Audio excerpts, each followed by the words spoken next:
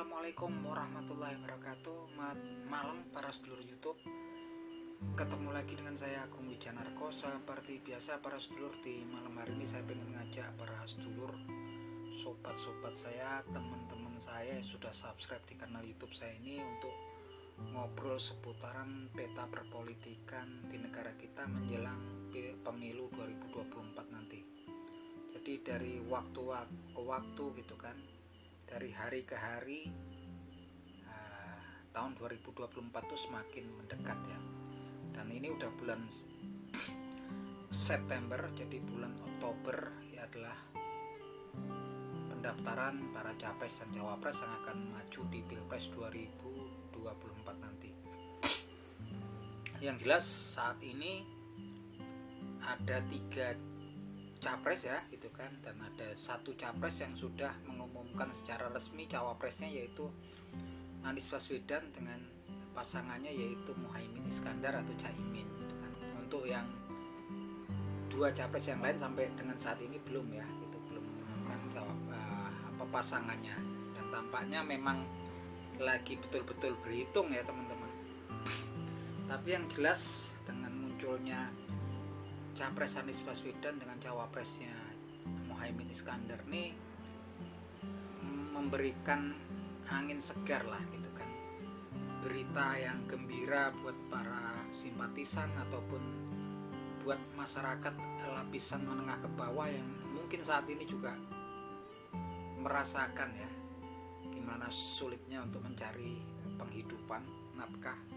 Tentunya sudah banyak orang yang tentunya mulai berpikir tentang ke arah sesuatu, memilih tokoh ataupun sosok yang menjanjikan adanya perubahan yang lebih baik, tentunya buat masyarakat lapisan menengah ke bawah. Tentunya untuk hal tersebut kita harus memang membuang jauh-jauh masalah-masalah tentang kesukuan, golongan gitu kan. Yang jelas kita harus berpikir untuk memilih orang yang memang kita rasa itu memang tepat dan mampu memberikan solusi terhadap masalah-masalah yang sudah menanti dan yang sudah terjadi di bangsa kita ini. Tapi yang jelas kondisi pasca pandemi corona itu saat ini sudah berasa ya gitu kan, nggak cuma di Indonesia tapi secara global gitu kan, dimana memang untuk masyarakat kelas menengah ke bawah itu sudah berasa banget gitu kan. Kalau saya sendiri gitu kan sering bikin konten YouTube, kalau main ke pasar tradisional, mampir di warung kopi atau warung angkringan tuh udah banyak yang sepi ya, dan mereka juga kalau ngobrol sama saya cerita susah cari uang sekarang ini gitu kan. Nah itu jelas-jelas keluhan dari yang mulai dirasakan oleh kalangan menengah ke bawah gitu kan. Bahkan kalau kita pikir pasar tradisional terus kayak warung soto, warung angkringan segala macam yang seperti itu kan sebetulnya memang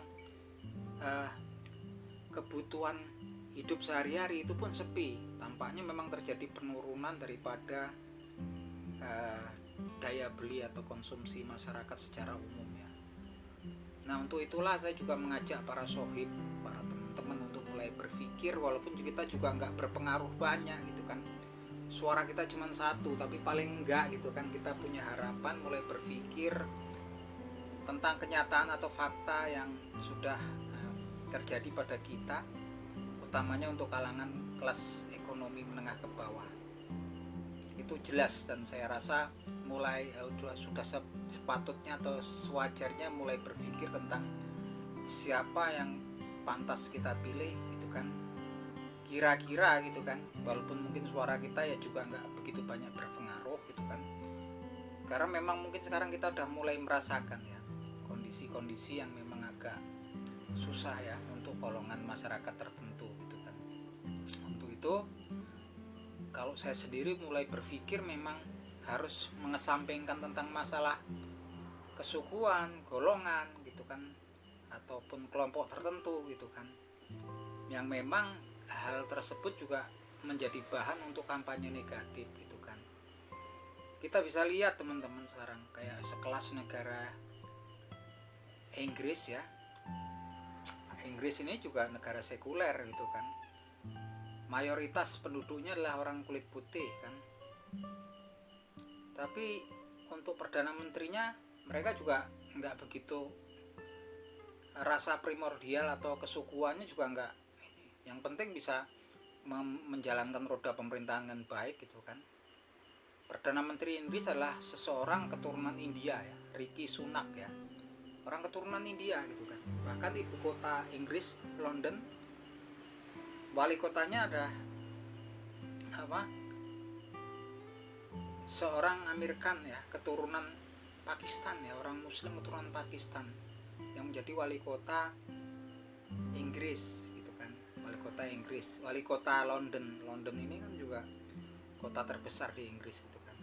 Begitupun Perdana Menteri daripada Skotlandia. Jadi memang kalau kita lihat memang sekelas negara-negara maju pun sekarang udah mengesampingkan itu ya.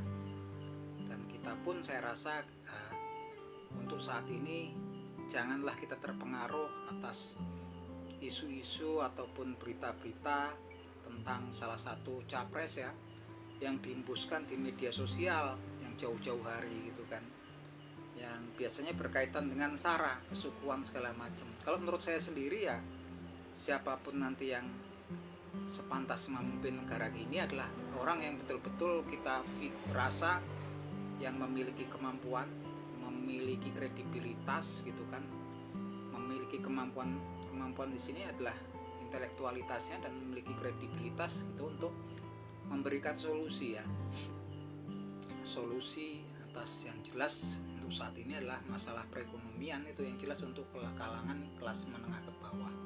Ya, sekarang udah mungkin sepatutnya untuk mulai berpikir dan membuang jauh-jauh tentang sentimen kesukuan, sentimen tentang golongan, kelompok tertentu untuk menentukan pemimpin yang terbaik untuk kedepannya. Nah ini udah dekat ya teman-teman. Tapi yang kalau saya pribadi juga sangat berharap ya Anies Baswedan terus Muhaimin Iskandar ini bisa sukses, bisa memenangkan kontestasi Pilpres 2024 nanti, karena memang kalaupun dipikir pasangan ini betul-betul memang pas gitu kan, suka nggak suka memang Muhaimin Iskandar nih atau Caimin adalah tokoh sentral di PKB yang tentunya juga sedikit banyak memiliki popularitas yang tinggi di kalangan masyarakat di Jawa Timur, dan saya yakin ini akan mendongkrak suara Anies Baswedan jika memang nanti lancar insya Allah ya sampai 2024 nanti. Anies Baswedan sendiri sudah memiliki juga pendukung atau simpatisan yang saya yakin lumayan besar, yang mungkin saya yakin nggak terjangkau oleh survei ya. Saya yakin itu. Dan kita lihat gitu kan, sementara di seberang gitu kan ada yang memang sibuk lagi kejar-kejaran surveinya, elektabilitas dan popularitasnya antara Prabowo Subianto dan Ganjar Pranowo, dan tentunya ini sangat menguntungkan pasangan Anies Baswedan dan Caimin. Artinya kalau memang Anies Baswedan bisa memenangkan DKI Jakarta, Banten dan Provinsi Jawa Barat gitu kan, plus kemudian Jawa Timur gitu. Kalau kita lihat sekarang dan pasangannya itu nggak menutup kemungkinan gitu kan. Artinya kalau bisa ngambil beberapa provinsi itu memang kemungkinan untuk menang di Pilpres 2024 nanti sangat besar gitu kan. Taruh kata untuk Jawa Tengah juga susah ya, agak berat karena memang Ganjar Pranowo dan juga memang Jawa Tengah adalah memang kandangnya PDI Perjuangan. Yang sekarang juga agaknya memang harus berhati-hati karena Prabowo Subianto juga mulai mencari pengaruh di wilayah tersebut gitu kan. Nah itu terlepas dari itu ada 3 capres, cawapres yang satu udah diumumkan gitu kan. Kalau kemudian timbul pertentangan, timbul pendapat yang berbeda gitu kan, baik dari kalangan tertentu, kelompok tertentu yang organisasi besar di Jawa Timur, itu wajar teman-teman, karena memang tiap kelompok, tiap golongan tertentu juga sekarang juga udah memiliki kepentingan ya secara langsung atau nggak langsung untuk peta perpolitikan nanti ke depannya di 2024 nanti. Terlepas dari itu, suka nggak suka, saya acung jempol untuk Surya Paloh dan Anies Baswedan dengan keputusan yang sangat berani untuk kemudian mengambil Caimin atau Muhaimin Iskandar yang notabene adalah ketua PKB, yang tentunya juga salah satu tokoh di PKB, di kalangan Nahdlatul Ulama di Jawa Timur. Kita berharap dengan masuknya Caimin atau Gus Muhaimin Iskandar sebagai pasangan Anies Baswedan, semoga kemenangan, kesempatan untuk menang di Pilpres 2024 nanti semakin besar gitu kan. Masalah kemudian ada partai-partai yang dari koalisi perubahan yang merasa dizolimi ataupun merasa dihianati, kemudian melepaskan diri daripada koalisi perubahan. Saya rasa memang lebih sedikit tapi solid itu lebih mantap ya teman-teman, lebih mantap daripada kemudian banyak tapi kemudian menjadi semacam duri dalam daging. Itu malah repot ya teman-teman gambarannya. Itu teman-teman, dan pesan saya sendiri, mulailah kita berpikir tentang kondisi keadaan kita sendiri, berkaca gitu kan. Jangan terus kita cuma ngikutin berita-berita yang berseliweran di media sosial, tapi kita bercermin kepada diri kita sendiri, kondisi kita sendiri saat ini, tentang penghidupan kita gitu kan.